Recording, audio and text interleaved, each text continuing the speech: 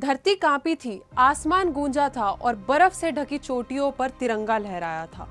आज वही दिन है, यानी 26 जुलाई, जब भारत ने दिखाया था कि हमारी सरहदें सुरक्षित है, क्योंकि हमारे जवान अडिग हैं। कानपुर से लेकर कारगिल तक हर कोना आज विजय का जश्न मना रहा है। कारगिल विजय दिवस का ये पर्व सिर्फ एक तारीख नहीं, एक संकल्प है। जहां आज 26 जुलाई को पूरे भारत में कारगिल विजय दिवस उत्साह और गर्व के साथ मनाया जा रहा है, हर साल की तरह इस वर्ष भी बलिदानियों को श्रद्धांजलि दी जा रही है, उनकी परिजनों को सम्मानित किया जा रहा है।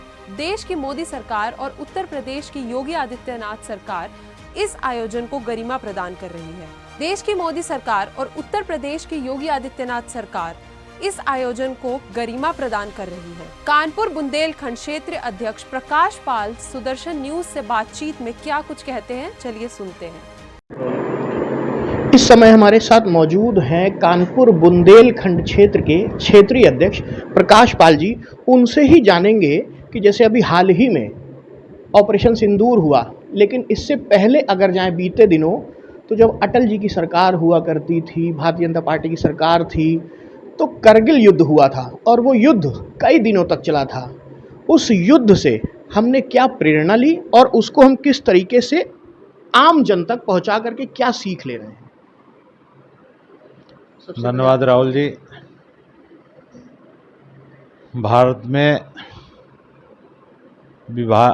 देश के विभाजन के समय से ही पाकिस्तान ने हमेशा भारत के प्रति शत्रुतापूर्ण रवैया रखा है, चाहे वो 65 का युद्ध हो या 71 का युद्ध हो। और पाकिस्तान ने जब जान लिया कि वो सीधे युद्ध में भारत से मुकाबला नहीं कर सकता है, तो उसने छद्म युद्ध का एक सहारा लेना शुरू किया। भारत में आतंकवादियों को घुसपैठ कराना, जगह जगह विस्फोट कराना, इस तरह के हथकंडे अपनाए। इसी तरह जब अटल बिहारी वाजपेयी जी की सरकार में 11 मई को भारत ने पोखरण विस्फोट कर भारत को परमाणु शक्ति संपन्न राष्ट्र बनाया और लगातार कई परमाणु विस्फोट करके भारत को जो शक्ति दिया, उससे पाकिस्तान की नींद उड़ गई, बौखलाहट हुआ और उसने भी दिखावे के लिए भी अपने परमाणु परीक्षण किए थे, जो फर्जी थे, नकली थे। हालांकि तमाम देशों ने भारत के उस परमाणु परीक्षण को खुश नहीं थे। भारत पाक का तनाव भी उस दौरान बहुत बढ़ा था, लेकिन अटल बिहारी वाजपेयी जी 1999 में फरवरी में एक सद्भाव यात्रा लेकर, बस से लेकर एक लाहौर बस यात्रा करी थी और जहां लाहौर में एक संदेश, ये समझौता हुआ था कि दोनों देश भारत और पाकिस्तान मिलकर कश्मीर के मुद्दे को आपसी बातचीत के ज़रिए हल करेंगे।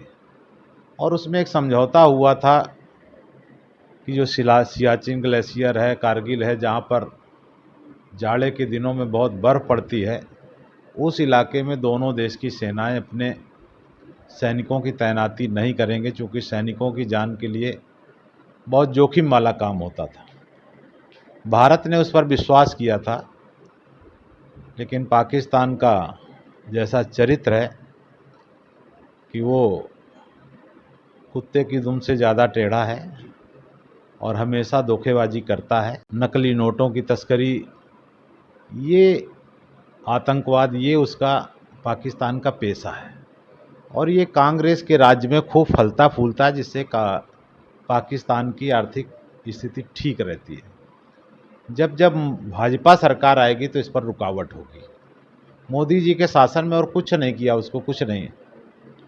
लेकिन आप देखे होंगे कि जब कांग्रेस की सरकार थी तो इतने आतंकी धमाके होते थे, इतनी घुसपैठ होती थी कि ट्रेन में बम, बस में बम, पार्क में बम, न्यायालय में बम, मंदिर में बम, कि पूरे देश में पुलिस एक सूचना हमेशा करती रहती थी कि किसी संदिग्ध वस्तु को ना छुएं, ये बम हो सकती है।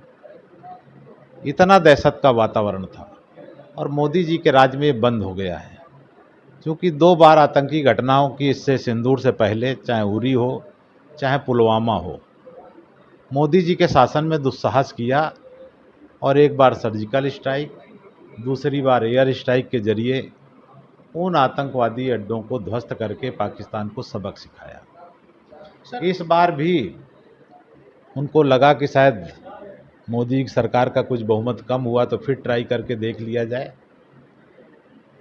और चाइना भी, चूँकि लगातार भारत अभी जो चौथी बड़ी अर्थव्यवस्था बना है जापान को पीछे छोड़कर, तो कई देशों को ये चिंता थी कि भारत लगातार प्रगति क्यों कर रहा है। 11 साल में 11वीं नंबर की अर्थव्यवस्था से 5वीं बना, 5वीं के बाद चौथी बना, और इसी पहलगाम घटना के बाद भारत चौथी बड़ी अर्थव्यवस्था हुआ। उसको रोकने के लिए चाइना, पाकिस्तान, सब तमाम, इधर जो ट्रंप ने एक अलग अलग देशों पर जो टैरिफ लगाने का किया था, चाइना पर भी उसने 140% लगाकर जो वहाँ के व्यवसाय बंद हो रहे थे, लोग भारत आना शुरू किए, और वो चाइना के लिए बड़ा एक झटका था। तो उसने पाकिस्तान से मिलकर भारत में एक आतंकी हमला की साजिश रची और 22 अप्रैल को हमारे 26 निर्दोषों को उनकी पत्नियों के सामने उनका सिंदूर उजाड़ा। सर, उसी में एक उदाहरण कानपुर का भी है, निर्मम हत्या की गई थी, तो क्या उस पे भी कोई विषय? बता रहा हूँ। और उसके बाद पाकिस्तान की चाल ये थी कि भारत एक लंबे युद्ध में उलझ जाएगा, क्योंकि चाइना और टर्की पीछे से मदद कर रहे थे। जैसे 26 निर्दोष नागरिकों का उनका धर्म पूछकर उनकी हत्या की गई, भारत सरकार पर दबाव था। भारत सरकार पुलवामा है, उरी है, इस पे क्या संदेश देंगे युवाओं को आप? देखिए, मनोरंजन भर के लिए नहीं, रील नहीं, रियल में लोग जिए तो ज़्यादा अच्छा होगा। रील सिर्फ देखने के लिए है, लेकिन रियल लाइफ अलग होती है, और रील और रियल के अंतर को समझा ये आज का युवा, इतने कहना चाहूँगा।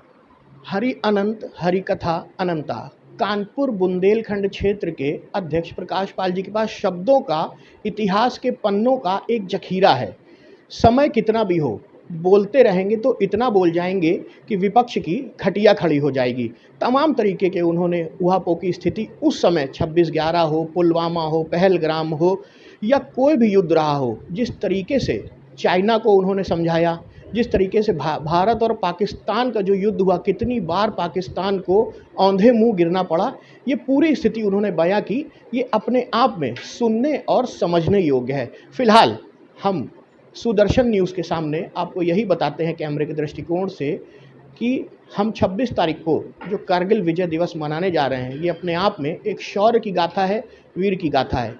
बने रहिए, देखते रहिए Sudarshan news. Camera person Sunil के साथ राहुल मिश्रा, सुदर्शन न्यूज़, कानपुर। क्योंकि कारगिल सिर्फ एक युद्ध नहीं, वो भारत माता के सपूतों की वीरता की अमर गाथा है।